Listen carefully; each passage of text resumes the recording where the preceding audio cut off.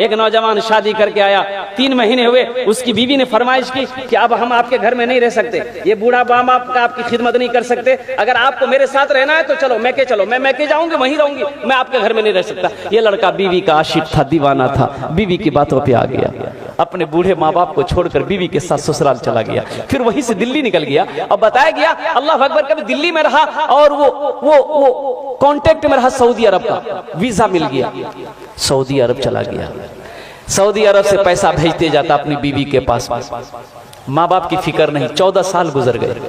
कितने साल गुजर? 14 साल का अरसा गुजर गया। इन 14 सालों में इस नौजवान ने 12 हज किए। कितने हज किए मेरे भाई? ये 12वां हज था। बैठकर खाना काबा के पास में हिचकियां बांध कर रो रहा है, ज़ारो कतार रो रहा है, तो पीछे से किसी ने कंधे पे हाथ रखा नौजवान का। ए नौजवान, कौन ऐसा गुनाह किया है, कौन ऐसा गुनाह किया है जो इस ज़ारो कतार से रो रहा है? ऐसा मैंने किसी को रोते हुए नहीं देखा। पलट कर देखा तो अल्लाह वाले एक बुजुर्ग हस्ती है, चेहरा सफेद है, सर पे अमामा बंधा है। कहा कि हजरत, ना जाने क्यों ऐसा लगता है कि मेरे दिल पे किसी ने ताला लगा दिया। ना इबादत अच्छी लगती है, ना जिक्र अच्छा लगता है, ना खाने चैन है, ना सोने चैन है।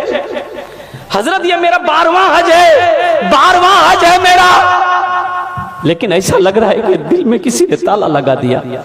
तो सल्लल्लाहु वाले ने कहा कि लगता है तुमने किसी का दिल दुखाया है। हाँ, अरे सुभान अल्लाह, बोलो माशाअल्लाह, सुभान अल्लाह। लगता है तुमने किसी का दिल दुखाया है। तुम्हारी माँ है? माँ है, माँ है। बोला हाँ। बाप है? बोला हाँ। बोले कहाँ है? बोला पता नहीं। बोला पता नहीं, 14 साल हो गए मैंने माँ के चेहरे को नहीं देखा, बाप के चेहरे को नहीं देखा, पता नहीं मेरी माँ कैसे होगी, मेरा बाप कैसे होगा। तो सल्लल्लाहु वाले ने कहा कि फिर ये खाने काबा में बैठकर क्या कर रहा है, क्या कर रहा है? उठ जा भाग, अपनी माँ रूठे हुए माँ बाप से माफी मांग ले, अगर उन्होंने माफ कर दिया तो अल्लाह तेरे दिल के ताले को खोल देगा। सुभान अल्लाह, सुभान अल्लाह। खाने काबा में बैठकर क्या कर रहा है? जा, खाने काबा में बैठकर क्या कर रहा है? जा। ये नौजवान उठा, रोता हुआ उठा, अपना डेरा आया, रूम के अंदर में आया है और कुर्बान जाओ टिकट बनाने में लग गया, फ्लाइट पकड़ा, हिंदुस्तान की सरजमीन पर अपना कदम रखा, अल्लाह अकबर कबीरा, और गाड़ी ली, एयरपोर्ट से गाड़ी लिया, सीधे अपने गांव के लिए रवाना हुआ। लेकिन कुर्बान जाओ, अब देखा कि गांव में बहुत सारी बिल्डिंगें बन गई है, 14 साल का अरसा गुजर गया, उसका घर की जगह पता नहीं। एक बूढ़े मियाँ घास काट रहे थे बेटे। इस नौजवान ने कहा कि थोड़ा पूछ लूं अब्बा के बारे में, मम्मी के बारे में। तो उनसे पूछा कि चचा, ये अपना बाप का नाम लेके पूछा कि अब्दुल्ला साहब का घर कौन सा है? तो बूढ़े मियाँ ने नीचे से ऊपर तक देखा उस नौजवान को, कहा कि कौन अब्दुल्ला मियाँ? वो बेचारे तब इस दुनिया में नहीं रहे। उसका एक नालायक बेटा था, अपने माँ बाप को छोड़कर चला गया, बेटा का गम बर्दाश्त ना कर सका, बेचारा इस दुनिया से रुखसत। इस नौजवान की आंखों से आंसू जारी हो गया। फिर वो नौजवान पूछता है कि उसकी बीवी का क्या बना? उसकी बीवी, अपनी माँ के बारे में पूछा कि उसकी बीवी का क्या बना? तो कहा कि वो उसकी बीवी बेचारी शौहर के मरने के बाद दूसरे के घर में काम करती थी, किसी तरह रोटी रोजी उनकी चलती थी, लेकिन अब सुने में उसको फालिज मार दिया है, बिस्तर पे पड़ी रहती है, जिसको होता है खाना लाकर देता है, जिसको नहीं होता खाना लाकर नहीं देता है। अब तो पता ये भी चला है कि उसकी आंखों की रोशनी भी खत्म हो गई। बस उनकी एक आखिरी ख्वाहिश ये की रट लगाती रहती है कि मौला उस वक्त तक मेरे जिस्म से रूह ना निकले जब तक कि मैं अपने बेटे के चेहरे को ना देख। ना जाने वो कौन नालायक बेटा है जो अपनी माँ को छोड़कर भागा हुआ है। अब माँ है कि उसके लिए जान कुर्बान करने को तैयार।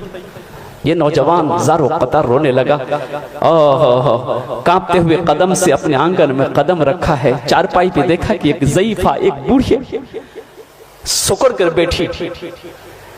कदमों की आहट को सुनकर बुढ़िया ने आवाज लगाई, कौन है, कौन है? तो लरसते हुए आवाज में, कांपते हुए आवाज में इस नौजवान ने कहा कि माँ, तेरा गुनहगार बेटा तेरे सामने खड़ा। माँ कहती है कि बेटा मेरे करीब आ जाओ, मेरे जिस्म में रूह इसलिए अटकी हुई थी, मेरे करीब आ जा मेरा लाल, मेरी आंखों में रोशनी तो नहीं थी जो तेरे चेहरे को देख सकूं। अपना चेहरा मेरे करीब कर दे ताकि हाथ फेर वो चेहरे पे, ताकि मेरे कलेजे को ठंडक मिल जाए।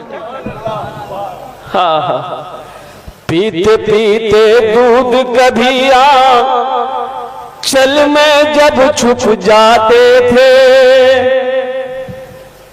पीते पीते दूध कभी चल में जब छुप जाते थे, खुद ठंडक में मां सोती गोदी में हम सो जाते थे।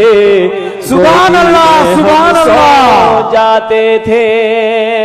उस पल को याद करो ना मेरे बच्चों, जब हम छोटे थे, माँ की गोद में थे। ये हमारी माँ है, बेटी बहनें बैठी है। आज इनसे पूछो कुर्बान जाओ, बच्चे पखाना कर देता गोद में, माँ को नफरत नहीं होती। माँ नफरत नहीं करती औलाद से, अपने हाथों से उस गंदगी को साफ करती है, उस गंदगी को धोती है। और कुर्बान जाओ, बच्चे की तबीयत खराब हो जाए, माँ की आंखों से नींद खत्म हो जाती है। जब तक बच्चा सो ना जाए माँ को नींद नहीं आती। बताओ सही है कि नहीं है?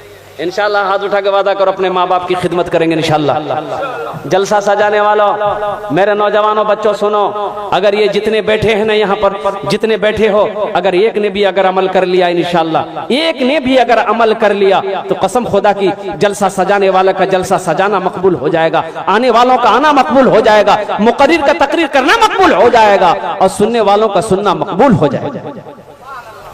एक ने भी अगर अमल कर लिया, एक ने भी अगर अमल कर लिया, माँ बाप राजी, अल्लाह राजी, माँ बाप नाराज, अल्लाह नाराज। माँ बाप अल्लाह को राजी करना चाहते हो, माँ बाप को राजी कर लो, कसम खुदा की मेरा अल्लाह तुमसे राजी हो जाएगा, मेरा अल्लाह राजी हो जाएगा। कुरान में एक जगह नहीं, कई जगहों पर अल्लाह ने अपने साथ, अपनी इबादत के साथ साथ दूसरा जो हुक्म दिया वो ये हुक्म दिया कि अपने माँ बाप के साथ अच्छा सलूक करो, अपने माँ बाप के साथ अच्छा सलूक करो। रोजे का हुक्म नहीं दिया तुरंत अपनी इबादत के बाद कि मेरी इबादत कर चुका जाओ रोजा रखो, नहीं, अपनी इबादत के साथ अल्लाह ने कहा कि मेरे साथ किसी को शरीक ना बनाना, अपने माँ बाप के साथ अच्छा सलूक करना। अल्लाह अकबर कबीरा।